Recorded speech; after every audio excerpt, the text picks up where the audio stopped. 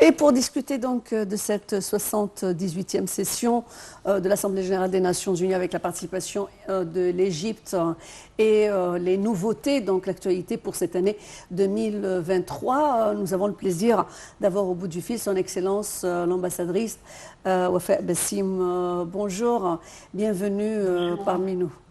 Bonjour Excellence.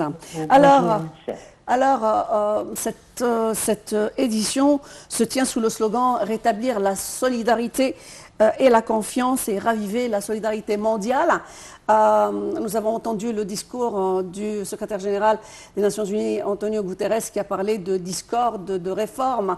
Quels sont les sujets poignants de cette nouvelle session de la 78e des Nations Unies, d'après vous, par ordre d'importance?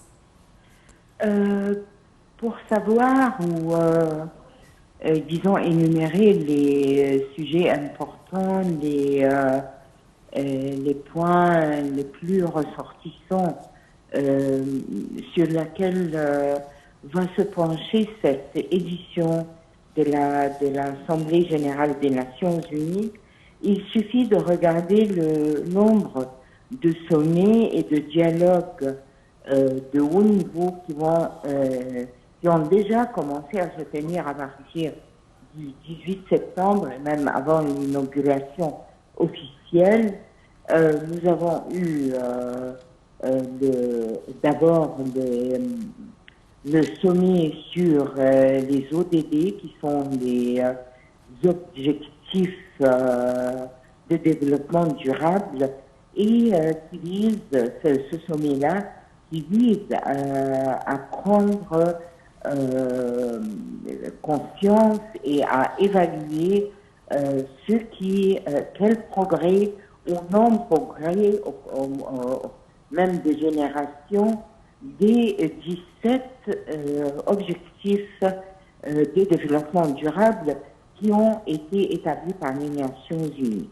Et cette prise de conscience, cette prise en poids du progrès ou non-progrès vise à ranimer ce processus, à le remettre sur le bon chemin pour aboutir dans l'année 2030 à, espérons-le bien, la réalisation de ces objectifs-là. Il y a eu beaucoup d'obstacles sur le chemin. Il y a les conflits régionaux, les pandémies, les crises économiques, les crises de l'énergie et une certaine discorde sur le plan international. C'est un climat de tension qui nous rappelle le climat qui régnait pendant la guerre froide. Ouais. Donc, c'est ça, donc dans ce sommet-là, les pays membres, les États membres ont vu, ont évalué ce qui s'est passé, ce qui ne s'est pas passé, quel progrès, et ils ont pris la décision de sortir avec une déclaration politique négociée sur comment revenir et ranimer le processus des ODD. Un autre sommet, c'était le sommet du financement de développement et aussi de la relève des dettes pour les pays en voie de développement. Un troisième sujet qui était très important, c'était aussi l'ambition climatique, et c'était, comme l'a souligné surtout le secrétaire général dans son allocution, c'est un des problèmes les plus poignants, les plus importants sur lequel il faut se mettre d'accord pour réaliser les différentes résolutions prises dans des COP consécutifs, dont le dernier était en Égypte en novembre dernier sur le COP, qui était le COP 27. Nous avons aussi un sommet ou un dialogue de haut niveau qui se tiendra sur la santé, la science et la technologie avec un highlight, souligner spécialement le combat. Oui. Oui, Excellence. Madame l'ambassadeur Wafa Bassim. Alors, une erreur technique a eu lieu, je pense. Alors, peut-être on va revenir, peut-être on va récupérer l'appel. Oui, alors le ministre des Affaires étrangères, Sameh Shoukry, il s'est rendu à New York pour participer à la 78e session de l'Assemblée générale des Nations unies. Eh bien, cette session a été tenue sous le thème « Rétablir la confiance et raviver la solidarité mondiale, accélérer l'action menée pour réaliser le programme 2023 et ses objectifs de développement durable en faveur de la paix, de la prospérité, du progrès et de la durabilité pour tout le monde ». À l'occasion de cette semaine de haut niveau de la 78e Assemblée générale des Nations unies, les chefs d'État et de gouvernement et d'autres représentants nationaux et de haut niveau se réunissent pour présenter leurs priorités. Et donc, c'est une réunion quand même qui s'annonce très importante car il s'agira donc aussi de discuter de l'actualité de ce monde en ébullition. D'ailleurs, le secrétaire général des Nations Unies avait parlé de cette question de polarité sur le plan économique, mais aussi il a parlé de l'urgence climatique et l'urgence aussi fiscale. Nous avons repris l'appel. Oui, Madame l'ambassadeur Wafa Bassim, bienvenue, vous êtes avec nous. Alors, enchaînant avec vous, Votre Excellence, alors, le ministre des Affaires étrangères, Sameh Shoukry, a présidé lundi dernier la réunion ministérielle arabe de consultation au nom de son homologue marocain, président de la session actuelle du Conseil ministériel arabe, dont les réunions se tiennent lors des réunions de l'Assemblée générale des Nations unies afin de coordonner les positions arabes vis-à-vis des causes soumises aux différents organes des Nations unies. Alors, quels sont les sujets qui ont été abordés lors de cette réunion arabe?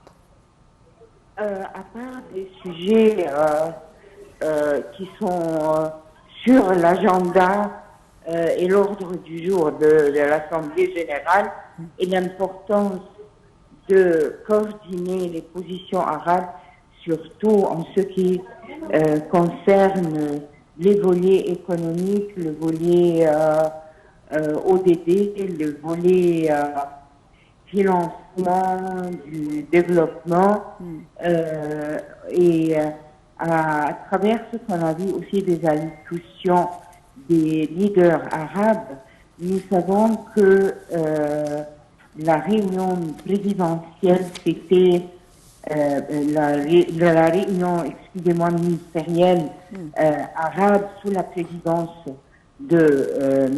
Shoukry de l'Égypte, c'était basé sur ces points-là, la coordination, mais aussi il y avait la discussion très importante du volet de processus de paix qui n'avance pas et qui, au contraire, rencontre des obstacles, disons, extrêmes à cause de la conduite du gouvernement israélien qui, de plus en plus, paraît refuser l'initiative et la solution de deux États, deux peuples, deux États, et qui est une escalation de la violence partout dans les territoires arabes palestiniens occupés, que ce soit à Gaza ou à la rive occidentale. D'autre part, il y a cette escalation de la politique de colonisation. Il y a les attaques qui ne s'arrêtent pas sur les lieux saint et sacré à Jérusalem. Et aussi, il y avait eu une présentation de la part du ministre palestinien des Affaires étrangères de tout ce qui se passe. Il y a eu une réunion où les Arabes,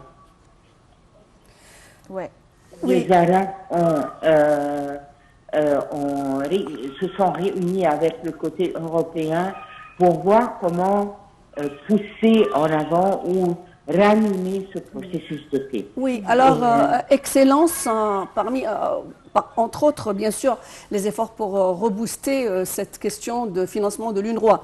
Alors, un autre volet qui me paraît important, c'est, je veux discuter avec vous, c'est cette question de crise existentielle, les deux majeures qui ont été évoquées par Antonio Guterres, le secrétaire général des Nations Unies, en ce qui concerne, premièrement, un nouveau défi qui serait un défi existentiel relatif au changement climatique, et un autre défi existentiel, la transition des technologies nouvelles qui vont tous les deux nous amener à des situations impossibles qui sont de l'ordre, bien sûr, chaotique, comme a dit le secrétaire général. Alors, d'après vous, comment peut cette organisation peut-elle se redynamiser, changer, se réformer pour pouvoir solutionner des problématiques telles que ces deux entités exceptionnelles? Cette organisation a bien besoin d'avoir une approche un peu plus musclée pour mettre en résolution ou en mise en œuvre les résolutions consécutives innombrables qu'elle prend sur tous les plans, que ce soit sur le plan du Conseil de sécurité. Oui. Je pense qu'on a des problèmes techniques, problèmes de son. Et je tiens à vous remercier infiniment, Madame l'ambassadeur Wafa Bassim, pour ces explications. Et bien sûr, je remercie infiniment ma chère collègue Nawal El-Habari. On s'excuse auprès de l'ambassadrice Wafa Bassim, parce que nous avons eu quelques problématiques au niveau du sang. C'était un plaisir pour moi de te retrouver. Moi aussi. Un plaisir. C'est le plaisir est le mien, bien sûr. Mesdames et messieurs, restez avec nous sur Nile TV International, mais cette édition de notre programme quotidien Bonjour l'Égypte a pris fin et rendez-vous dans quelques secondes avec un autre programme. Merci.